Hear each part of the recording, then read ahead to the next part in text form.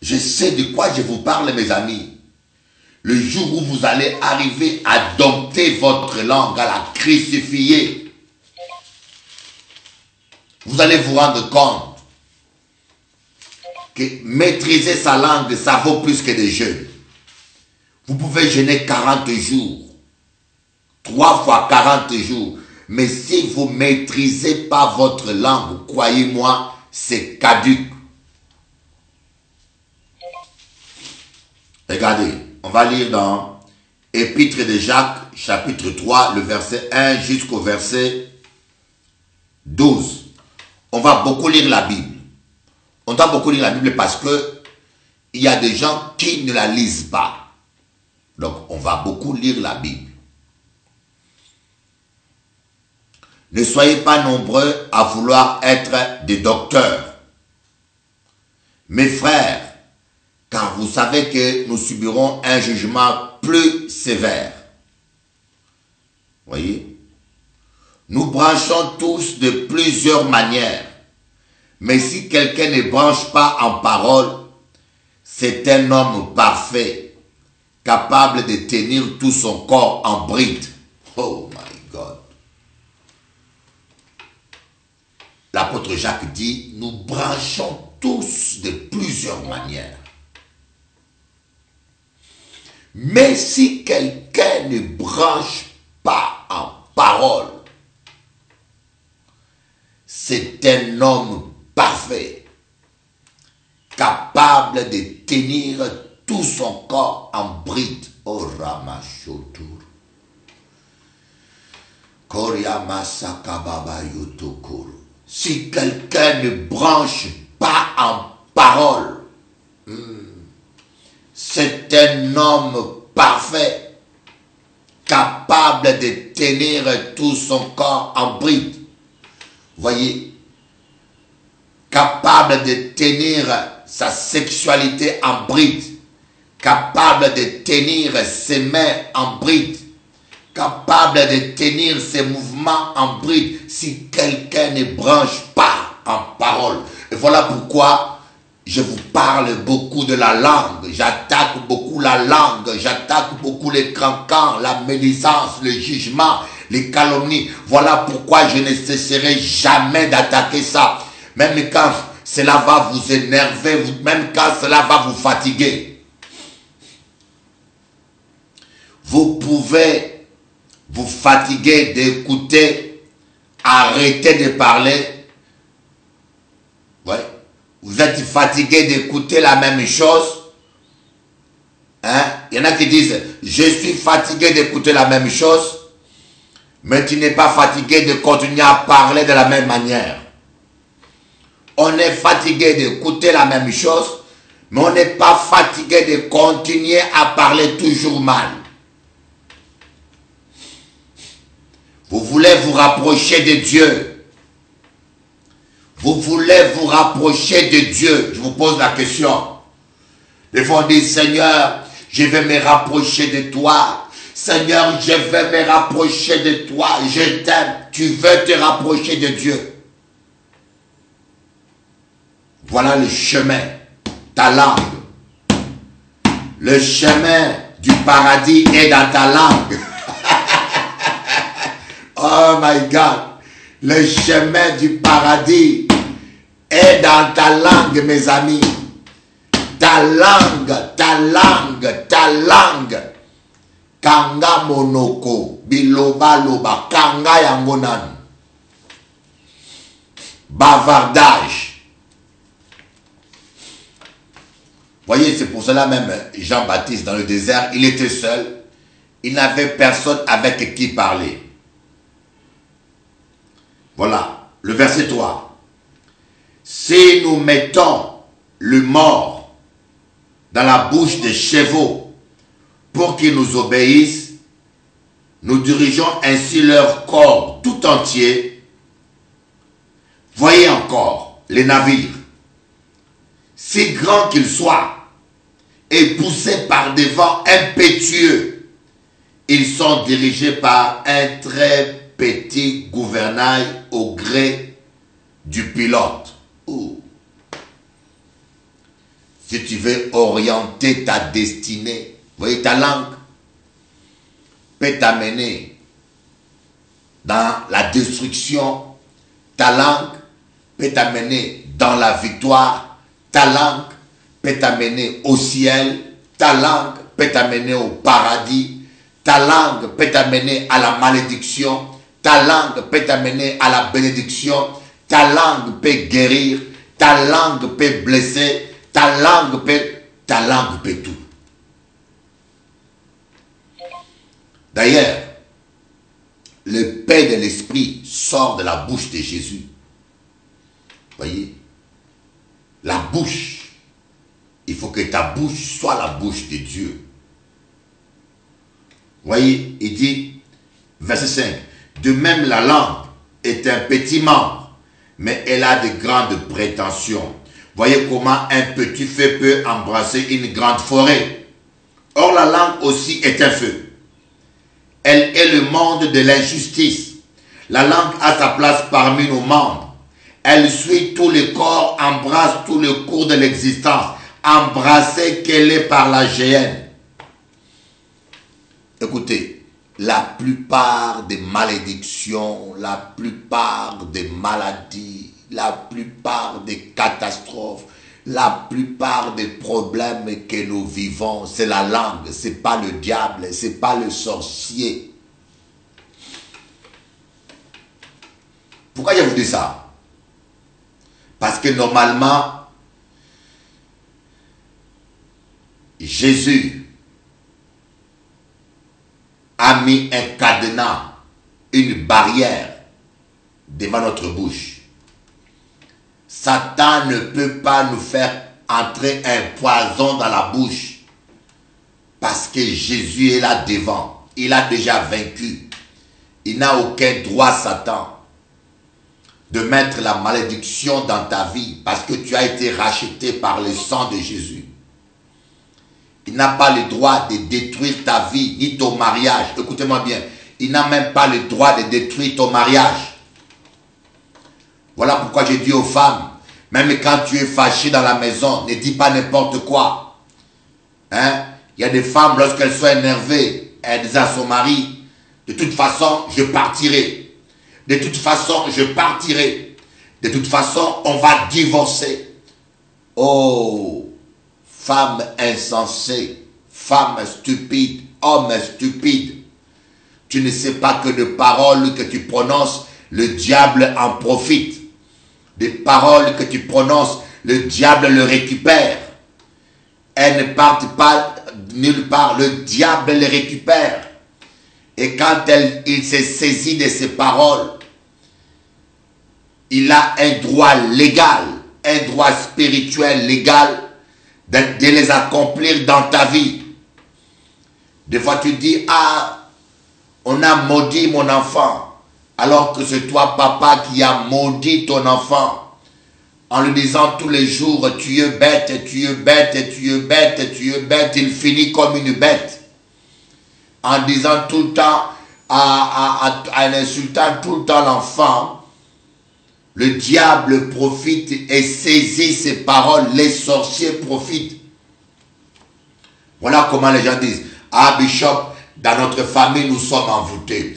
Dans notre famille, nous sommes envoûtés. Partout tu vas. Dans notre famille, nous sommes envoûtés. Tu vas à l'église, on t'impose le main. Mais tu ne changes pas les discours. Dans notre famille, nous sommes envoûtés. Un pasteur visiteur vient, il prie pour toi, il brise sa malédiction et il part. Mais tu n'as pas changé les discours. Le prochain pasteur viendra, tu lui diras, dans notre famille, nous sommes envoûtés. Et l'autre pasteur aussi t'impose le main. Il brise sa malédiction, il part. Et le prochain encore qu'il a au téléphone, ah, je suis envoûté. Chaque fois que tu confesses que tu es envoûté, tu ramènes l'envoûtement à l'existence. Voyez, ici il y a du café, je le bois. Et quand j'ai fini, le verre devient vide. Il ne reste plus du café dedans. C'est un peu ça. Quand on prie pour toi, commence à confesser, je ne suis plus envoûté. Commence à déclarer, je ne suis plus envoûté. Ma famille était envoûtée. Mais moi, je ne suis plus envoûté. Même si tu vois des symptômes persister, même si tu vois des symptômes persister, continue à déclarer. Vous voyez, nous avons la sœur Esther qui est fleuriste. Un jour, on m'a fait un cadeau, des fleurs. La sœur Esther m'a fait un cadeau de fleurs. Je l'ai amené chez moi, je l'ai mis à la maison. Et ces fleurs étaient des fleurs coupées. Elles n'avaient plus de racines. Elles étaient mises dans une jarre de calebasse pour qu'elles puissent durer un petit peu. Mais il n'y avait plus de racines. Et elles étaient au salon. Quand vous venez le premier jour, vous voyez que les fleurs sont toujours vivantes. Mais elles sont en réalité déjà mortes. Ce que vous voyez là, c'est l'apparence. Le deuxième jour, vous avez l'impression que les fleurs là, elles sont toujours vivantes. Elles ne sont pas différentes des autres fleurs qui sont plantées dans la terre. Le troisième jour, vous avez l'impression que ces plantes-là, elles sont toujours vivantes, qu'elles n'ont rien envié. Mais avec le temps, le cinquième jour ou le sixième jour, vous allez vous rendre compte qu'elles sont en train de faner. Vous allez vous rendre compte qu'elles sont en train de mourir. Mais par contre, celles qui sont plantées restent toujours vivantes. Et c'est un peu ça avec la malédiction et la maladie. Parfois, quand vous priez et qu'on vous impose le main, le Saint-Esprit vient, coupe la racine de la malédiction. Il vient, il coupe la racine de la maladie. Mais vous allez voir comme si la maladie est toujours là. Vous allez voir comme si rien ne s'est passé. Un jour, 2 jours, 3 jours, 4 jours. Certaines maladies peuvent faire 10 jours, d'autres peuvent faire même 1 mois. Mais toi, qu'est-ce que tu confesses? Il faut garder cette plante dans le pot sans racines. Ne t'inquiète pas, ne te lamente pas, laisse la plante dans le pot sans racines. Tu n'as même plus besoin de lutter contre elle, tu n'as même plus besoin de la combattre. C'est question de temps, elle va faner. Oh my God. Est-ce que quelqu'un peut écrire là? C'est question de temps. Est-ce que quelqu'un peut m'écrire là? C'est question de temps.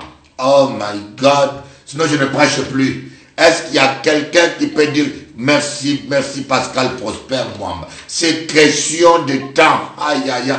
Même quand ton compte est vide, dis simplement, c'est question de temps.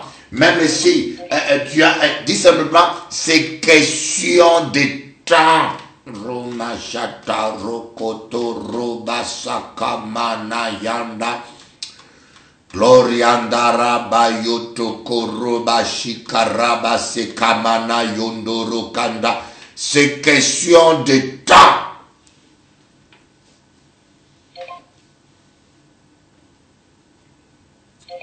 Alléluia. Même si on dit, mais tu as mal là, dit Satan, c'est question de temps. Tu n'as plus de racines. Est-ce que quelqu'un peut dire ça? Tu n'as plus de racines.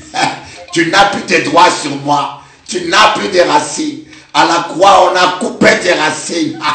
Oh my God, oh my God, oh my... La guérison est plantée en moi comme un arbre planté près d'un courant d'eau.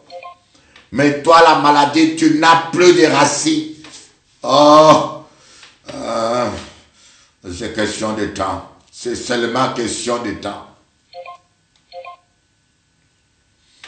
Mais le problème, parce que nous voyons les symptômes persister, ou parce que nous voyons les célibats persister, on sort la plante du pot, on va le planter dans le jardin. On dit, ah, c'est pas grave, je le replante au jardin. Et puis tu attends le prochain pasteur. Et tu penses qu'il y a un pasteur magicien qui a plus d'onction que le pasteur précédent. Ou tu penses qu'il y a peut-être un bishop magicien qui a qui peut faire plus du bracadabran que l'autre bishop qui t'avait imposé les mains. Écoutez mon ami, tu peux parcourir tous les pasteurs de la terre. Tu auras le même résultat parce que la puissance n'est pas dans les pasteurs. La puissance est dans la parole de Dieu. La guérison ne dépend pas du pasteur. La guérison dépend de ta foi. La guérison ne dépend pas du curé. La guérison ne dépend pas du prêtre. La guérison dépend de ta foi. La guérison ne se trouve pas dans un homme. La guérison se trouve dans la parole de Dieu. Dans la parole de Dieu. Tu peux changer de pasteur, mais tu ne peux pas changer la parole. Appuie-toi sur la parole. Appuie-toi sur la parole. Continue à confesser. Oh, je suis guéri. Il n'y a plus de racines. C'est question de temps. Je suis béni. Il n'y a plus de racines. C'est question de temps. Je suis riche. Il n'y a plus de racines. C'est question de temps. C'est question de temps. C'est question de temps.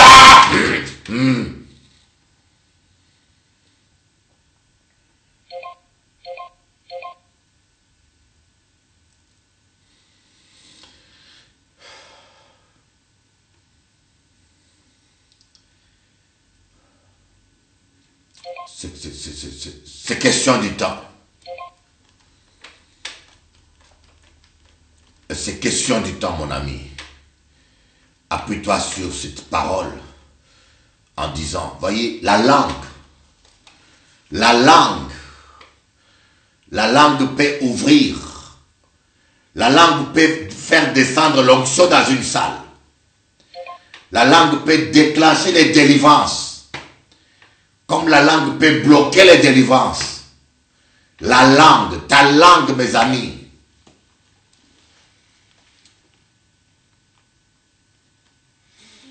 Verset 7. Toutes les espèces de bêtes. Ah, voilà. Vous voyez, il y avait un jour 10 lépreux qui sont allés voir Jésus pour être guéris. 10 lépreux. Quand Jésus a vu ces lépreux, il a coupé les racines de la lèpre. Instantanément, il a coupé les racines de la lèpre. Mais les feuilles de la lèpre étaient toujours là. Sur leur peau, l'apparence de la maladie était là. Mais Jésus savait que par sa parole, il avait coupé les racines de la lèpre. Il leur a dit, c'est question du temps. Allez voir les sacrificateurs.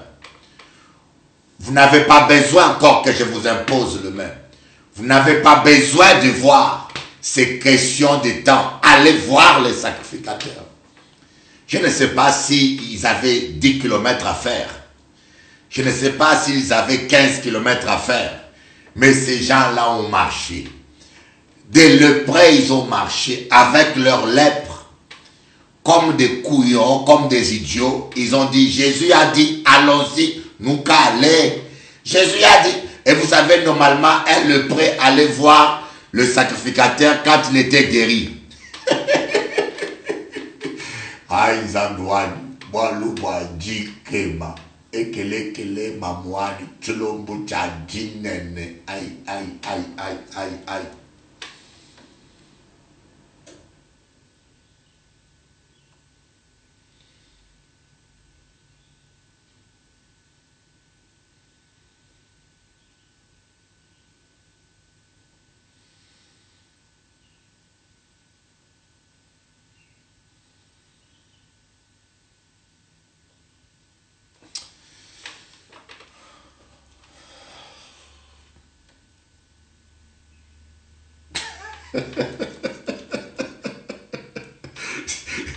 C'est trop puissant. C'est trop puissant. C'est trop puissant. C'est trop merveilleux. Ah! Shatakama, Shakababa. La parole de Dieu me donne la joie. La parole de Dieu me stimule. La parole de Dieu me stimule.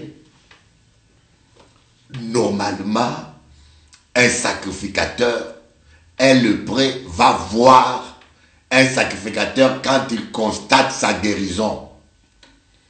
Est-ce que tu peux comprendre? Normalement, un lépreux va voir un sacrificateur pour que le sacrificateur constate sa guérison. Mais eux n'étaient pas guéris. Ils avaient la lèpre, ils avaient le feu de la lèpre, mais ils ont cru en Jésus. Ils ont cru en Jésus, ils ont dit, bon, c'est pas grave. Jésus a dit, il faut aller, on va. Il sait lui-même pourquoi il a dit, on va aller. C'est question de temps. Ils sont allés. Pendant qu'ils marchaient, les feuilles ont commencé à sécher. Les feuilles ont commencé à sécher comme des plantes dans un pot avec l'eau sans racines. Et ils ont constaté en chemin que c'était simplement question de temps. C'est question de temps. Laisse la maladie dans le pot. Si tu dis que la maladie est toujours là, alors là, c'est comme si tu as replanté la maladie. Tu dis, la malédiction est toujours là. On a prié pour mon mariage, mais ça fait 1 an, je ne trouve pas toujours de mari. Donc, la malédiction, tu l'as encore replantée avec ta propre langue. On a prié pour moi, je donne ma dîme, mais je ne vois rien arriver. Donc, tu es en train de replanter la disette dans ta vie. Ta langue là, elle est sacrée, mon ami. Crois-moi, ta langue, si tu arrives à contrôler ta langue comme un pilote contrôle le gouvernail d'un bateau. Oh, ta langue. Vous voyez, avez-vous déjà vu un paquebot? Avez-vous déjà vu un paquebot de 4 étages, de 5 étages? Moi, j'ai vu cela en Guadeloupe. 5 étages, my God. C'est comme une ville. Il peut y avoir 4000 personnes. Il y a des dancing clubs, il y a des piscines dedans, il y a des salles de gymnase. C'est vraiment une ville. Il y a même des fois des arbres dedans. Mais ces grands paquebots-là, tu pèses, je ne sais pas combien de tonnes. Un petit gouvernail, hein, avec un petit bouton. Le capitaine tourne comme ça, il va à gauche. Il tourne comme ça, il va à droite. Vous voyez, le capitaine en Italie, le capitaine d'un bateau en Italie, il a mal tourné. Le bateau a fait naufrage. Mais c'était avec un mouvement des doigts seulement. Il a seulement fait ça, glé, glé, glé, glé. Tous les gros bâtiments perdus, des millions. Si vous comprenez que la victoire est dans votre bouche, ce n'est pas au ciel. La victoire n'est pas au ciel. Jésus a tout accompli. Il a pris la victoire au ciel, il l'a mis dans ta bouche. La prospérité n'est pas dans le ciel, c'est dans ta bouche. Le succès est dans ta bouche. Ça ne vaut pas la peine de lever les mains. Seigneur, donne-moi le succès. Seigneur, oh. Montrez-moi où est-ce que Dieu a dit prier pour réussir. Montrez-moi, mes amis, un seul endroit où Dieu dit prier pour réussir. Montrez-moi ça. Il dit quoi? Celui qui lit et qui médite la parole de Dieu nuit et jour. On n'a pas dit qu'il prie. Hein? Il est comme un arbre planté près d'un courant d'eau. Tout ce qu'il fait réussit. Il n'a pas dit qu'il prie pour réussir. Jamais Dieu a dit, priez, Seigneur, viens me faire réussir. Seigneur, viens me donner la victoire, la réussite. Non. Je vous dis une vérité. Nous devons la plupart des temps adorer Dieu et louer Dieu. La prière, hein, c'est la plupart des temps louer Dieu et adorer Dieu. Et le reste du temps, on doit seulement proclamer la parole. Proclamer, proclamer, proclamer. Je déclare que le pauvre dit je suis riche. Que les malades disent je suis guéri. Que le faible dise je suis fort. Je proclame, je ne suis plus maudit. Je proclame que je réussirai. Je proclame que je m'en sortirai. Je proclame que toute arme forgée contre moi est sans effet. Je proclame que je proclame que moi, Bishop Eli, je vais impacter l'Europe. Je vais impacter l'île Maurice. Je vais impacter la Réunion. Je vais impacter Martinique. Je vais impacter le monde. Je proclame, je proclame. Je proclame, je proclame Goliath. tu vas tomber. Je proclame Goliath, je vais couper ta tête. Je proclame Goliath, les oiseaux du ciel vont manger ta chair. Je proclame. Je proclame. Je proclame.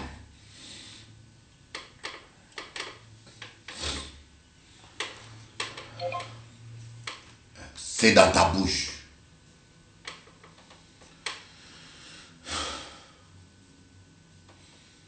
Je ne sais pas si tu comprends ce que je dis.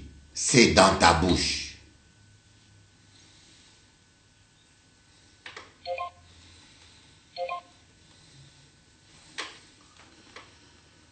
Oh Seigneur, fais quelque chose. Donne-moi l'argent, Seigneur. Et pitié-moi, Jésus. Nzala, Seigneur. Tu n'as pas pitié. Mes enfants manquent à manger. Tu n'as pas pitié, vraiment, Seigneur. Vraiment, Jésus, tu me laisses mourir de faire comme ça. Vraiment, Jésus. Attends, tu prends Jésus comme qui? Comme ton copain?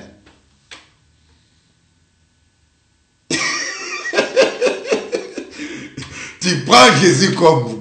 Kokonayo, Jésus quoi?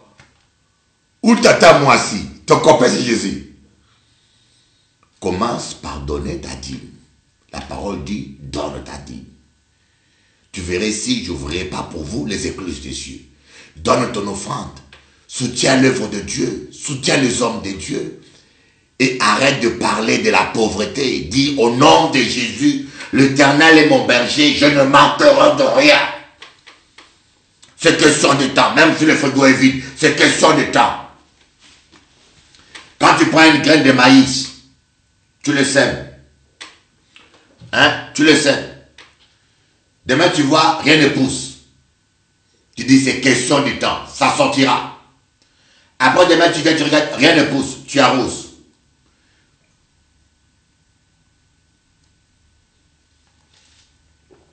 Tu arroses. C'est question du temps. Après, demain, tu viens encore. Ah, ça ne pousse pas. Tu dis, mais non. J'ai semé quelque chose là-bas. C'est question de temps. J'avoue. Après demain, ça ne pousse pas. Les feuilles toujours vides. Je dis, l'Éternel est mon berger, je ne manquerai de rien. C'est question de temps. Au temps convenable, je vais récolter. Quand vous agissez comme ça, hein, vous allez vous rendre compte que tout est possible à celui qui croit. Ça prendra le temps que ça prendra. Mais la parole de Dieu ne retourne pas à Dieu sans avoir accompli sa volonté. C'est question de temps. Et un jour tu viendras. Ouh, je suis béni. Dieu est bon. Mais toi, tu arroses un jour, 2 jours, et tu changes de langage. Je ne comprends pas, j'ai prié, mais on m'a licencié, j'ai prié, je ne comprends pas, j'ai prié, mais... Oh.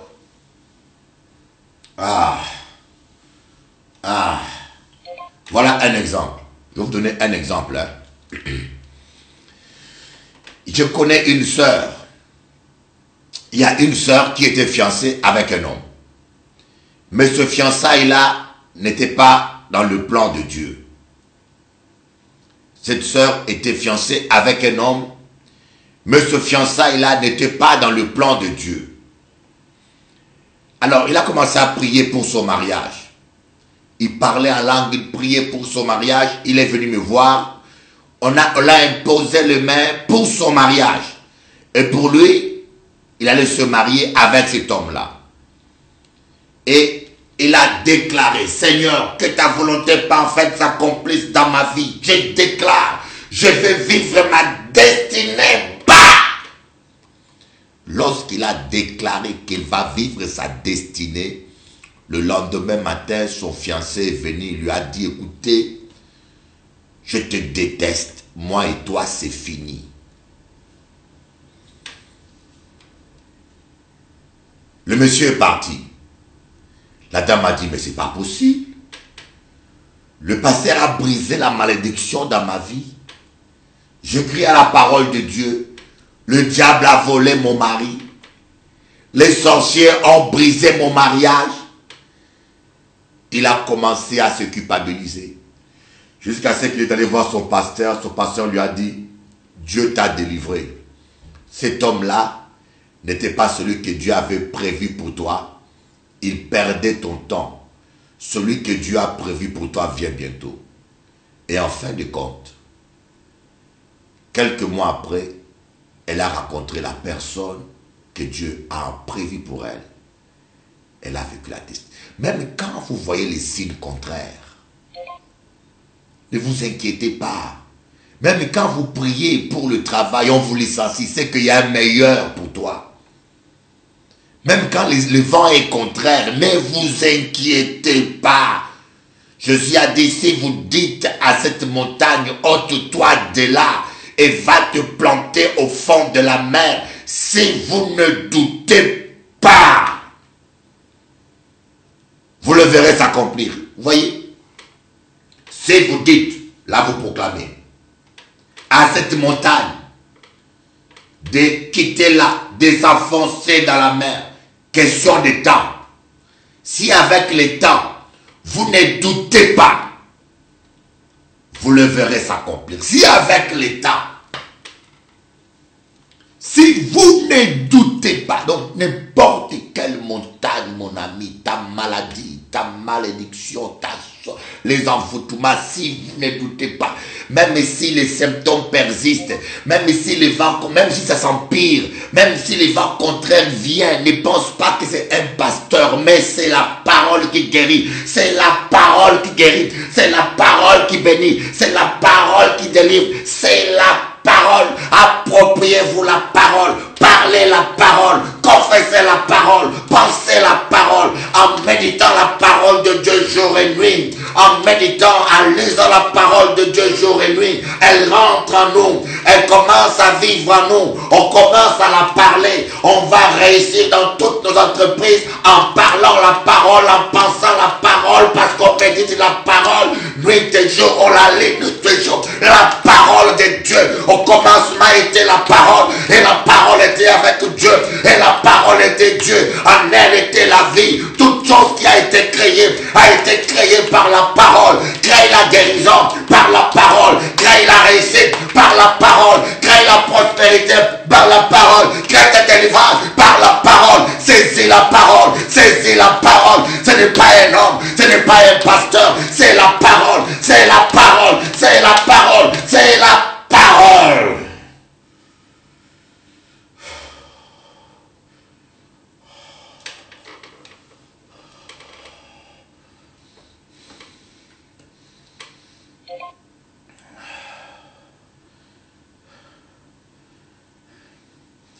Écrivez-la, c'est question de temps.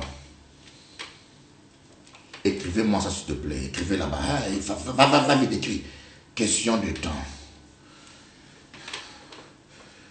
Écrivez, question de temps.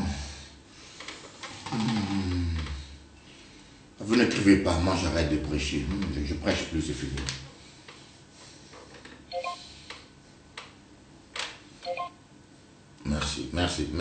Merci Monique, merci Séphie, merci Rokia, merci Patricia, merci Dominique, merci.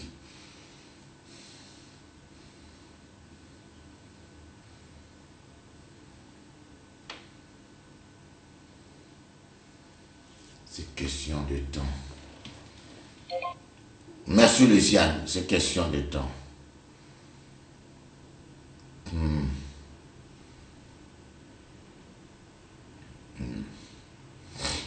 Il y a un homme qui habitait dans une maison en Afrique, au Congo. C'est une histoire que je vous dis. Un homme qui était handicapé. Et lorsqu'il a quitté sa maison, il est parti. Il a un de ses ennemis qui a mené une bloc de glace tellement gros qu'il a posé devant sa porte. Et lui, quand il est venu, Il ne pouvait plus rentrer dans sa maison. On avait mis une bloc de glace devant sa porte. Il a pris un marteau, il a frappé, canc, canc, canc, canc. Il n'avait pas la force. Un passant est venu lui a dit, messieurs, on va pas se fatiguer à casser ce truc. C'est du boulot. C'est question de temps. Ne te bats pas contre ces glaçons. Va sous l'arbre là-bas. Il fait midi bientôt. Le soleil va frapper. La glace va se fondre d'elle-même. C'est question de temps, messieurs. Ne fais pas un drame. Ne regarde pas la grandeur de cette glace. Le soleil va chauffer. C'est question de temps. Un handicapé est allé. Il a pris son lit sous les manguiers. Il s'est endormi. Il a commencé à siester.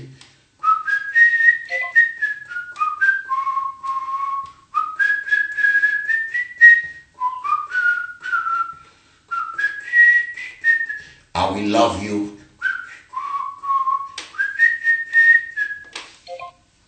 Il était paisible. Il dormait. Il y avait un vent frais qui venait. Oh, la vie est belle, tranquille. Il était cool, il transpirait plus. C'est question de temps. Je m'endors, je sieste. À la fin de l'après-midi, le glacier était complètement fondu. L'eau du glacier a arrosé son gazon. L'eau du glacier a arrosé ses plantes. L'eau du glacier a arrosé ses bananes. L'eau du glacier a arrosé ses patates douces. Des pâtes douces. Quand vous avez des pâtes douces, vous devenez une patate douce. C'était... Et c'est vrai que il devait arroser ses plantes. Il devait arroser son gazon. Il n'avait pas assez d'eau. Et son ennemi a mis ce bloc de glace qui a arrosé. Oh my God, quelle belle journée le monsieur a eu. Il n'a pas eu du travail à faire. On lui a fait tout le travail. Oh my God. Dit que c'est question de temps. Va un peu siester. Voilà pourquoi l'Éternel te fait reposer dans de verts pâturages. Parce que c'est question de temps. Et pourquoi Dieu te fait reposer? Dis-moi. Pourquoi Dieu te fait reposer? Oh my God. Réma. Écrivez-moi là. Réma. Est-ce que vous pouvez écrire là? Réma. On rentre en profondeur. Je vais t'apprendre quelque chose que tu n'as pas encore compris. Je vais t'apprendre quelque chose qu'aucun homme t'a pas encore dit. Moi, je suis sûr de ce que je vous dis. Parce que ça vient du ciel. Ça, je ne l'ai jamais entendu. J'ai lu le psaume 23 plusieurs fois, mais je ne l'ai jamais entendu ça. Et ça, je ne l'ai jamais entendu. Pourquoi Dieu te fait reposer? Pourquoi Dieu te fait reposer? C'est question de temps. Il ne veut pas que tu gaspilles ton énergie à aller à gauche, à droite. Il ne veut pas que tu gaspilles ton énergie à couper les arbres. Il ne veut pas que tu gaspilles ton énergie à frapper le glacier. Il te dit, repose-toi. C'est question de temps. Repose-toi. Je me bats pour toi. Repose-toi. C'est mon combat. Repose-toi. C'est mon affaire. Repose-toi. C'est mon nom qui est en danger. Repose. Repose-toi, mon enfant. Ne t'inquiète pas. Tu n'as pas à combattre. C'est mon combat. C'est question de temps. Je vais dégager le chemin pour toi. Repose-toi. Repose-toi. Repose-toi. Repose-toi. Repose-toi. Repose-toi. Repose-toi.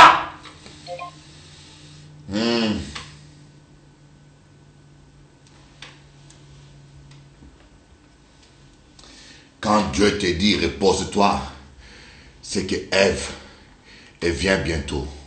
Voyez, lorsque Dieu a voulu créer Ève, il a fait dormir Adam. Où? Dans de verts pâturages. Deuxième réma, petit. Deuxième réma. Adam n'a pas dormi n'importe où.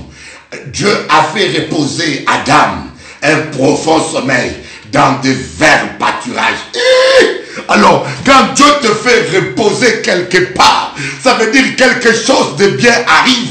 Quelque chose de bien arrive. Il y a une œuvre qui va venir quelque part. Il est en train de te préparer Quand Dieu te dit repose-toi, donc il est en train de préparer quelque chose pour toi. Il y a un miracle qui arrive. Il y a une surprise qui arrive. Il y a une réponse. Repose-toi.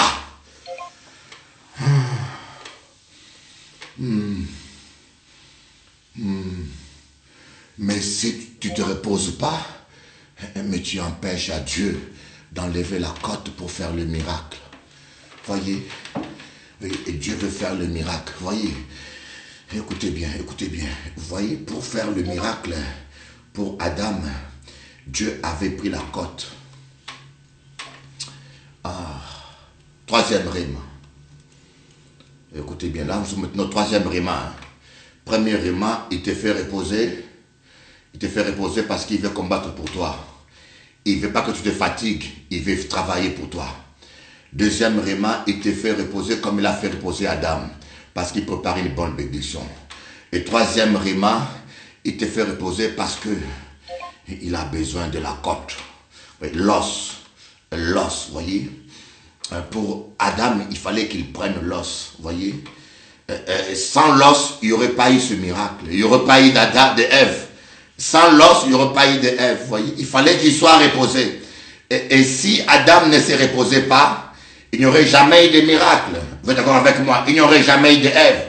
Il fallait qu'il se repose pour que Ève vienne, voyez. Et maintenant, avec Christ, Dieu n'a plus besoin des os des hommes. Il a déjà pris l'os de Christ. Quand Dieu t'a dit repose-toi, Christ a dit ne prends pas son os, prends le mien à sa place. Voyez, on a percé sa côte et Christ a donné son os à la place de tien. Donc toi tu as le tien. Maintenant Dieu, il te dit simplement parle, parle, parle, parle. C'est la bouche, la parle. Le miracle, la parle, dit, celui-là est ma chair, celui-là est l'os de mes os, celui-là est la chair de ma chair, celui-là est l'os de mes os et la chair. Parle seulement, le miracle est là, parle seulement, on n'a plus besoin des os, parce que Christ a donné son os. Toi dors et après parle seulement. Elle dit je suis riche. Elle dit je suis guéri. Elle dit je suis béni. Elle dit je suis délivré. Elle dit je suis prospère. Elle dit je réussirai. Je réussirai.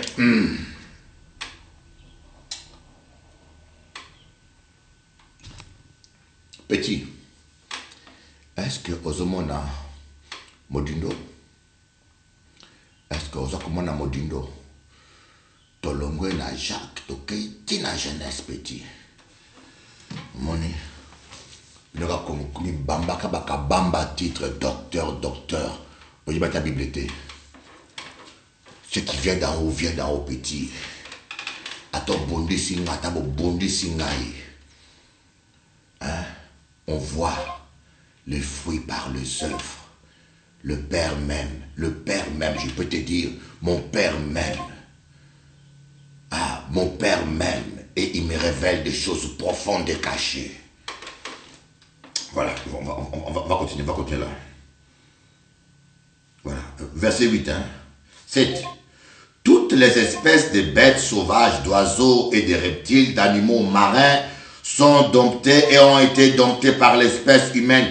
Mais la langue, aucun homme ne peut la dompter. C'est un mal qu'on ne peut maîtriser. Elle est pleine de venins mortels. Par elle, nous bénissons le Seigneur notre Dieu et par elle, nous maudissons les hommes faits à l'image de Dieu. De la même bouche sortent la malédiction et la bénédiction.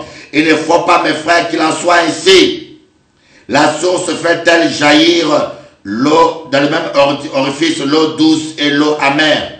Un figuier, mes frères, peut-il produire des olives ou une vigne de figues?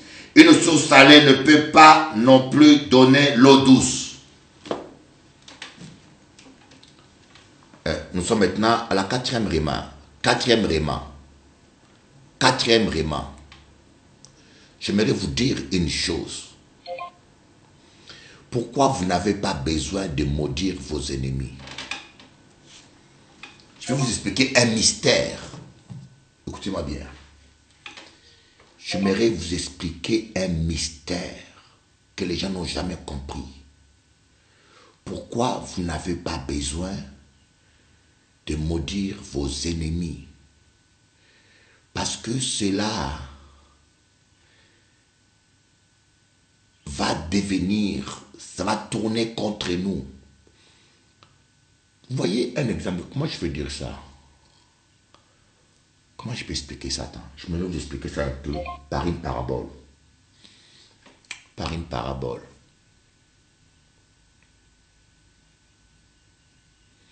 Voilà un exemple.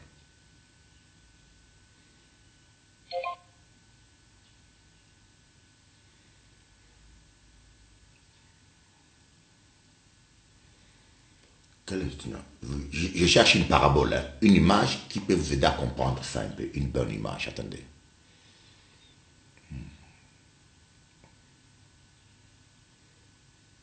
Voilà. Un médecin. Un médecin, il a un couteau. Un médecin, il a un couteau. Hein. Vous avez un couteau à la maison. Avec le même couteau, vous cuisinez. Vous faites à manger. Vous faites tout ce qu'il faut faire. À manger, cuisiner, tout. Et un jour, à l'hôpital, il manque de couteau. Alors le médecin prend son couteau, il va le stériliser pour, avec ce couteau-là, ouvrir les ventres des gens et faire les opérations. Et un jour, ce médecin, il a faim. Il a faim, mais il a un seul couteau. Avec ce couteau-là, il se permettrait de couper n'importe quoi. Mais depuis que ce couteau-là, maintenant, est entré à l'hôpital, il sert à l'opération, il ne peut pas couper avec une autre viande, il ne peut pas cuisiner avec. Sinon, s'il cuisine, il utilise le couteau pour autre chose, il va infecter le couteau.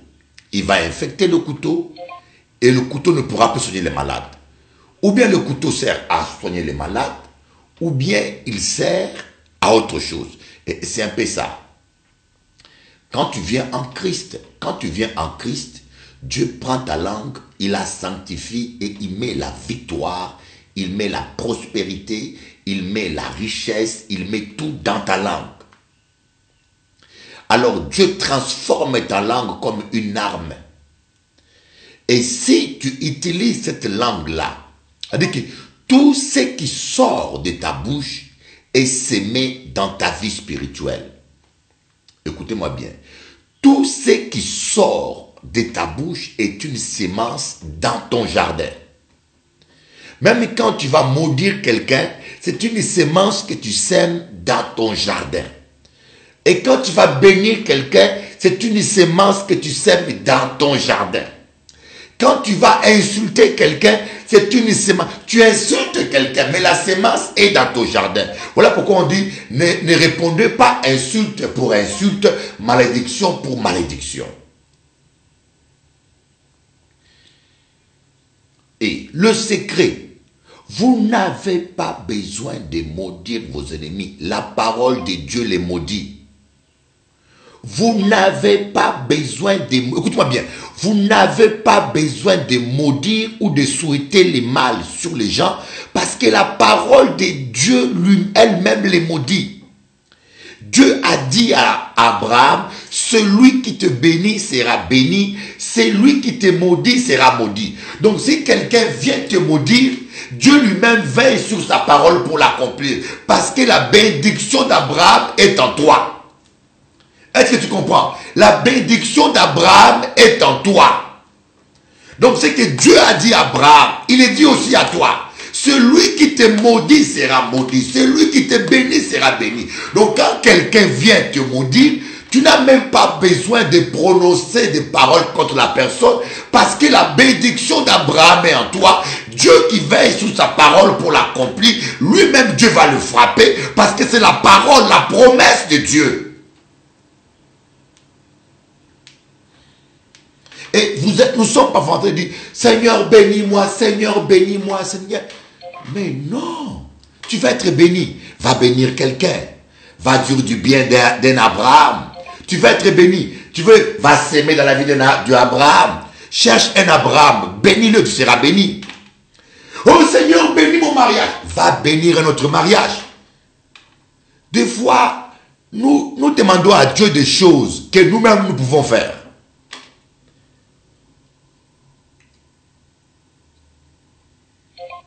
Donc tu n'as même pas besoin de maudire quelqu'un. Tu n'as pas besoin, mon ami.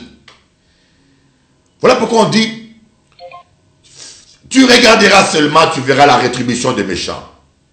Tu regardes, Psaume 91, tu regarderas seulement, tu verras la rétribution des méchants. Mais par contre, comme l'a fait l'apôtre Paul, ceux qui blasphèment contre le Saint-Esprit, ceux qui se moquent du Saint-Esprit,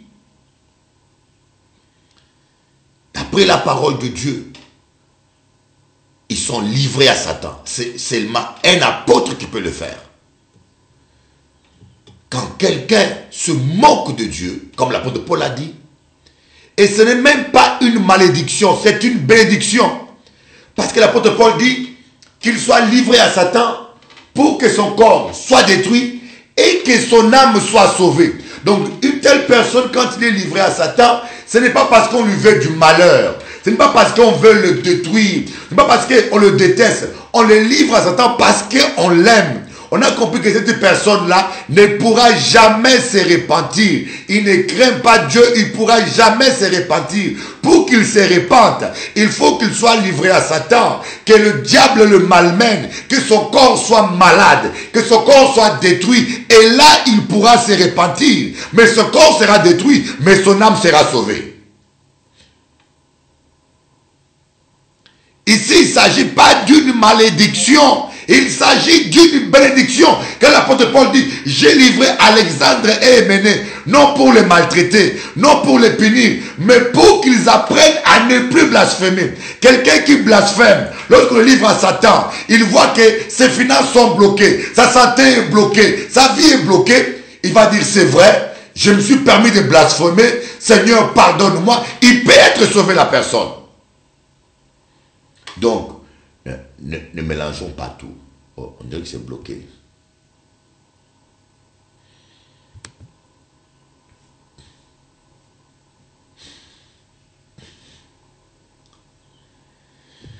Ne mélangeons pas tout. Mais un secret, voyez, de la même bouche, du même orifice, de la même source, ne peut sortir l'eau salée et l'eau amère. Et l'eau douce. De la même source ne peut salir, ne peut sortir l'eau douce et l'eau amère. Voilà pourquoi je te dis, si tu veux que Dieu utilise ta bouche pour guérir, vous voyez, j'ai déjà vu des hommes de Dieu, même moi, seulement en prêchant, il y a des guérisons, seulement en prêchant. Parce que la bouche est consacrée à Dieu. La bouche est sanctifiée. La bouche appartient à Dieu. C'est très important que vous en compreniez que lorsque votre bouche est consacrée à Dieu, lorsque votre bouche appartient à Dieu, que vous la réservez pour Dieu, oh mes amis, vous allez voir. Nous perdons les temps, Seigneur puissant, Seigneur puissant, Seigneur donne-moi le pouvoir, Seigneur utilise-moi, Seigneur. Mais Dieu ne peut pas utiliser des vases sales. L'apôtre Paul dit, dans une maison, il y a plusieurs sortes de vases d'honneur et des usages pour des usages nobles et des vases pour des usages vils. Si quelqu'un se sanctifie, il sera une vase d'usage noble, utile à son maître. C'est la sanctification. Sanctifiez votre bouche. Sanctifiez votre bouche. Consacrez-la à Dieu. Et décidez, dites-vous maintenant, ça ne m'intéresse pas de parler du mal des gens. C'est fini. La médisance, la calomnie, ça ne sortira plus dans ma bouche. La médisance, la calomnie ne sortira plus jamais dans ma bouche. Ma bouche, je le consacre pour la guérison, pour la délivrance, pour la bénédiction, pour la consolation. Je consacre ma bouche pour qu'elle soit l'instrument de Dieu.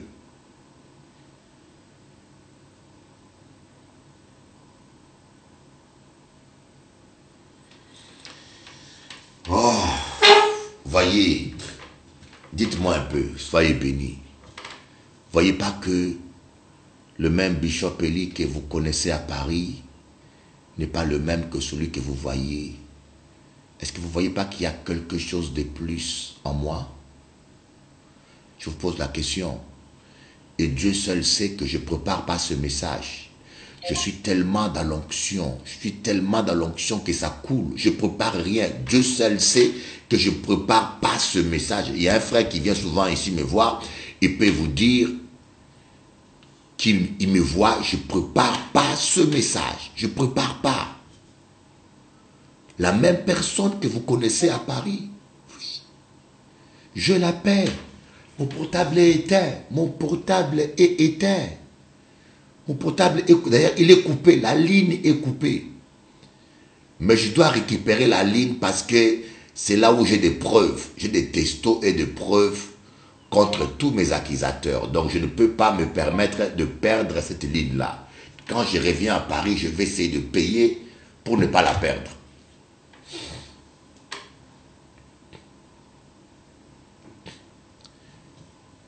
C'est ça, quand vous donnez à l'homme de Dieu la paix, vous voulez servir Dieu, donnez à l'homme de Dieu la paix, qu'il ait le temps de prier, le temps d'être en communion avec Dieu. C'est des fois, vous les chrétiens qui détruisez les hommes de Dieu. Vous les détruisez avec des bêtises. Il y en a qui ont des songes. Il y en a qui ont des songes qui n'ont pas de sens. Il y en a qui l'appellent. Dieu lui a dit. Dieu t'a dit. C'est des distractions afin de compte. L'homme de Dieu n'est plus utile. Et puis on dit, mais il n'a plus l'onction. On n'est plus édifié. Mais c'est vous-même des fois qui fatiguez les hommes de Dieu. Soyez bénis. Seigneur Dieu, pardonne-nous chaque fois que nous avons trop parlé, Seigneur. Aide-nous, Seigneur. Toi, Seigneur, tu as vaincu la langue. L'apôtre Jacques dit, la langue, elle est indoptable. On ne peut pas la maîtriser. Mais toi, Jésus, à la croix, tu as maîtrisé ta langue. Tu as béni. Tu n'as pas maudit. Tu as prêché la parole. Tu n'as pas critiqué. Tu n'as pas calomnié. Tu as repris les gens en face. Tu n'as pas fait des médisances et des calomnies, mais tu as prêché la parole. Ô Seigneur, aide-nous, moi le premier, et tous mes frères, à suivre tes traces, à marcher, à obéir, au nom de Jésus-Christ. Amen. Je vous laisse, je suis un peu plus fatigué qu'hier. Passez une bonne journée.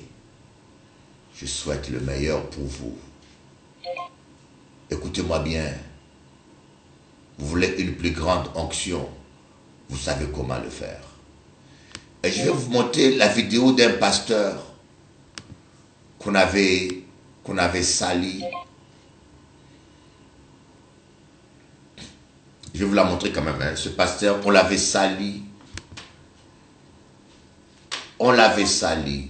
Et je tenais quand même à vous montrer sa vidéo. Oh, est-ce que c'est important?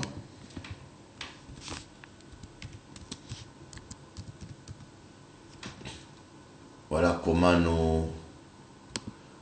nous détruisons les hommes de Dieu. Nous les salissons sans aucune preuve.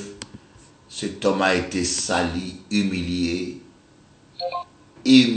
sali, écrasé, diminué. Voilà. Il y a une femme qui a dit qu'il a accusé de viol. Et je connais des chrétiens qui étaient contents.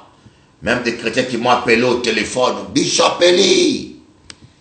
Ah, vous avez vu Bishop Eli. Même des chrétiens qui étaient contents. Des chrétiens qui étaient heureux et qui m'ont appelé sans aucune preuve. Oh, que Dieu nous pardonne. Je vous dis franchement, que Dieu ait pitié de nous, que Dieu nous pardonne. Je le fais parce que ce qu'il a dit m'a touché. Ce que ce pasteur a dit m'a touché. Et je pense qu'il est temps qu'on puisse humilier le diable.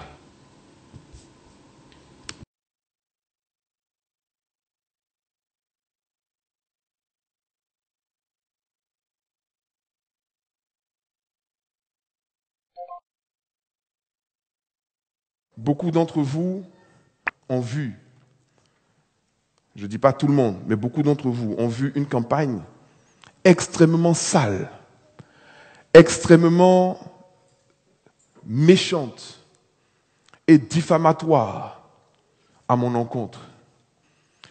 Une vidéo qui est conçue spécialement pour pouvoir accabler et pour pouvoir juger et pour pouvoir condamner quelqu'un sans même prendre le temps de la réflexion, sans même prendre le temps de l'analyse, sans même prendre le temps de voir ou d'écouter ou même d'avoir même ne serait-ce même qu'un minimum de preuves. Une campagne qui a pour but de salir et qui fait plus de mal au corps de Christ que de bien. Car la Bible dit qu'il est impossible que le scandale n'arrive, mais malheur à celui par qui le scandale arrivera. Aujourd'hui, je me sens béni et je remercie vraiment tout cet élan de solidarité extraordinaire. J'ai reçu des messages de soutien de personnes que je ne connaissais même pas, d'autorités, de personnes importantes, de chefs religieux, de présidents de fédérations, de nations étrangères. Les messages sont fusés de partout, de plusieurs pays d'Afrique, du monde, y compris des États-Unis, du Canada, du Cameroun, je ne peux pas vous citer les pays, et du pays dont je suis originaire, dont je suis né, c'est-à-dire de la Côte d'Ivoire.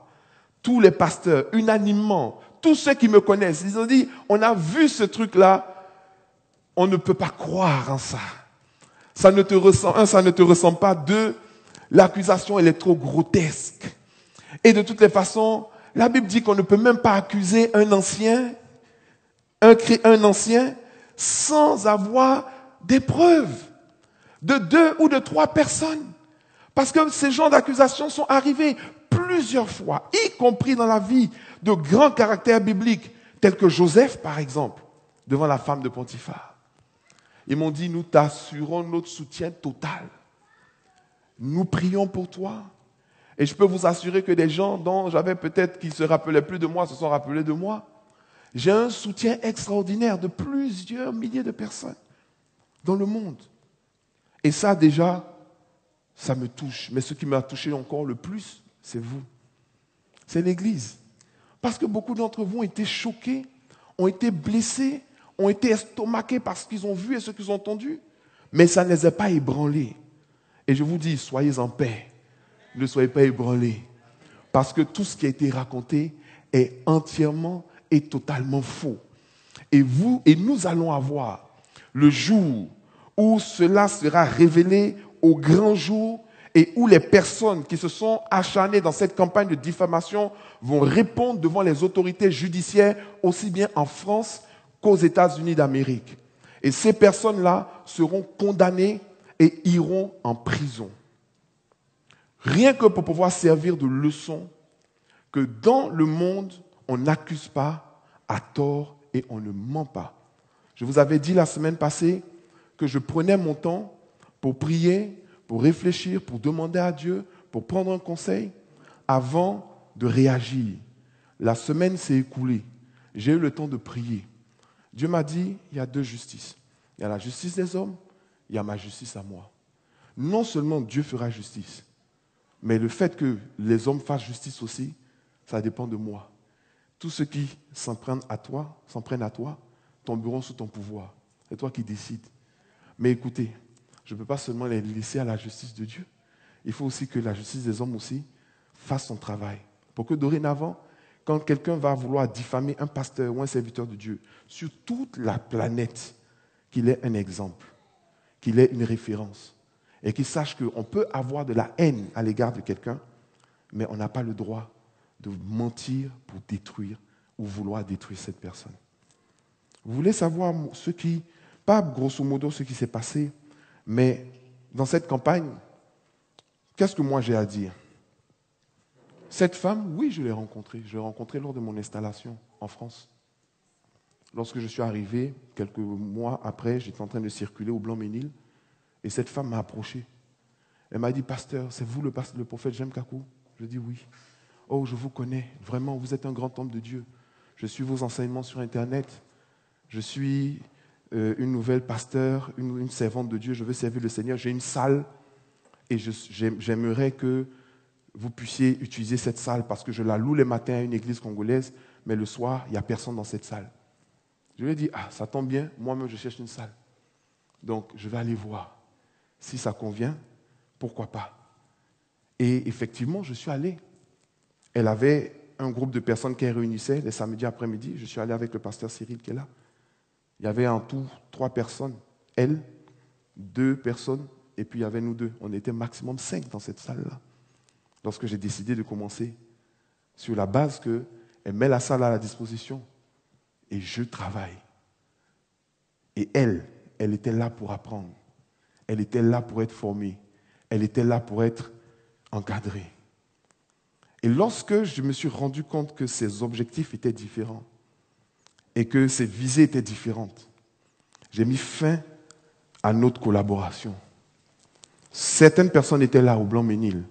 Et lorsque j'ai mis fin à notre collaboration, cette personne-là m'a traité, m'a insulté, elle m'a dit que je suis Lot. Et elle est Abraham. Pour ceux qui connaissent la Bible, vous allez comprendre ce que ça veut dire. Lot et Abraham se sont séparés. Lot est allé à Sodome et Gomorrhe et il a fini par mourir même spirituellement. Alors que Abraham a prospéré. Ok? Certains l'ont entendu. Cette femme a traité mon épouse de sorcière. Elle lui a même donné des qualificatifs et l'a appelée par des noms d'animaux. Je respecte trop ma femme pour pouvoir dire ce qu'elle a dit. Mais il y avait des témoins. Et nous nous sommes séparés de la sorte. Des années sont passées. Cette femme a fini par renoncer à un ministère qu'elle n'a jamais eu. Parce que je lui ai dit le jour où on s'est séparés qu'elle n'allait aller nulle part. Et effectivement, c'est ce qui s'est passé. Elle a tourné en rond pendant 7 ans. Elle n'a rien pu faire de toute sa vie. Et aujourd'hui, animée de haine, de rage et de colère, elle a trouvé un écho à travers un monsieur que je ne connais même pas et que je ne souhaite même pas connaître. Un monsieur qui se traite lui-même de fou, aux yeux et aux yeux de tout le monde, et qui se lance dans une campagne qui va payer très cher. Très cher. Et voilà où nous arrivons. Nous arrivons maintenant à une situation où le corps de Christ est sali, où le corps de Christ est attristé, où le corps de Christ est choqué. Mais vous savez, les chocs ne sont pas aussi mauvais que ça. Parce que les chocs, ce sont des gifles. Et les gifles, ça réveille. Alléluia. Les gifles, ça réveille. Si vous dormez et qu'on vous dit « réveille-toi » et que le sommeil ne veut pas quitter dans vos yeux, vous continuez de dormir. On vous appelle une deuxième fois, vous continuez de dormir. On crie encore, vous continuez de dormir. Quand on vient qu'on vous gifle, le sommeil là, ça part en même temps. Alléluia. On se demandait, mais pourquoi est-ce qu'on a jeûné 40 jours? Voilà pourquoi nous avons jeûné 40 jours.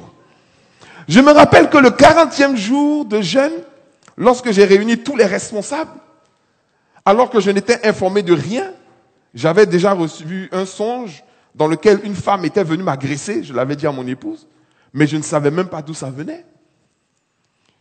Je me retrouve avec les responsables de l'église et je commence à leur faire l'historique de l'église en commençant par leur parler justement de cette femme. Un de nos pasteurs s'est dit, mais pourquoi même le pasteur me parle de ça? Voilà. Je dis, l'esprit prophétique, il est spécial.